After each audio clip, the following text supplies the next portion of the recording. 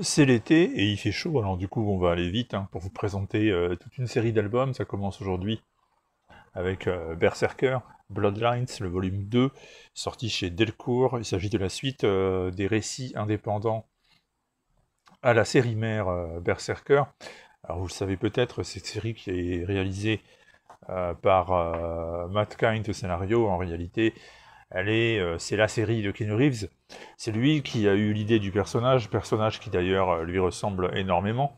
C'est une sorte d'immortel qui, à travers les siècles, a vécu toute une série d'aventures et qui, au bout d'un moment, s'est un peu lassé de son existence à tel point qu'il préférerait en réalité disparaître, mais bon, bah, le problème c'est que rien n'y fait.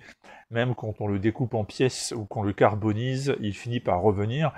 Et puis le personnage est voué à une forme de malédiction, il a des accès de violence extraordinaires, il détruit tout régulièrement sur son passage. Et Bloodlines, en fait, ce sont des récits indépendants donc qui permettent de creuser un peu plus le passé du personnage. On le retrouve à chaque fois dans des situations différentes, à des époques différentes. Et si Berserker jusque-là était surtout se distinguait surtout par énormément de violence et finalement pas beaucoup d'approfondissement du personnage, eh bien ces histoires indépendantes, elles ont le mérite de nous montrer autre chose.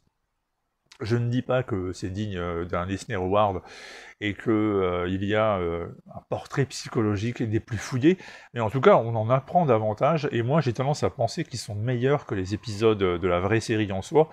En tout cas je les aime beaucoup, et là les deux épisodes qui sont publiés dans le volume 2 sont très intéressants. Alors le premier se passe au XIIIe siècle avec Gengis Khan. On retrouve celui qu'on appelle Unut, c'est-à-dire le berserker qui est utilisé par Khan pour donner l'assaut à la ville de Pékin et ouvrir les voies marchandes en Asie.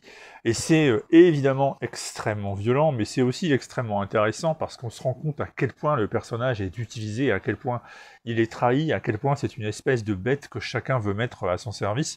Et donc c'est poignant et c'est bien fait. Matt Kindt, là encore, qui scénarise, et puis au dessin, Ron Garnet, évidemment. Ron Garnet, que moi j'aime beaucoup, et qui là fait des petites merveilles, avec un style bien crade, volontairement sauvage, et j'aime énormément.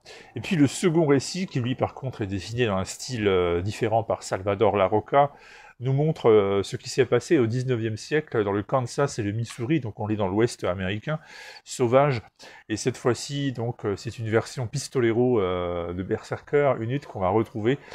Un berserker qui va venir en aide à une jolie demoiselle dont le mari vient d'être sauvagement assassiné par son propre père, qui refuse absolument le mariage imminent.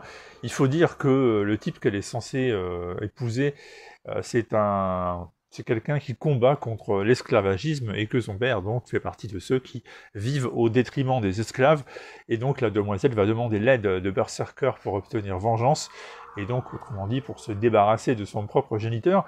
Et là, eh bien Unut va tout de même renacler, parce qu'il sait ce que veut dire le cercle immuable et qu'on ne peut pas briser de toujours vouloir se venger, et donc il préfère opter pour une autre solution.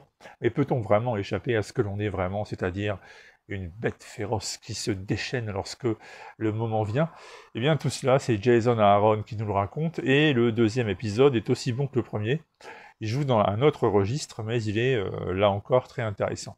Donc je répète, c'est une série que certains ont peut-être considérée comme trop sommaire, trop basée sur l'action et le gore. Eh bien peut-être que ces Bloodlines, ces petits récits parallèles, vont vous faire changer un peu d'avis, parce que on approfondit un peu, et ils sont fichtrement bons, je répète, le premier volume m'avait bien plu, le second est encore meilleur. Entre Berserker et Berserker Bloodlines, mon choix est vite fait, je préfère Bloodlines, donc vous pouvez tenter, c'est chez Delcourt, ça pourrait peut-être vous convaincre. En tout cas vous savez que c'est sorti, on vous en a parlé dans le mag de juillet-août également, et il restait à faire la petite vidéo. Allez, à très vite pour la suite des lectures estivales, il y en a un bon paquet, vous allez voir.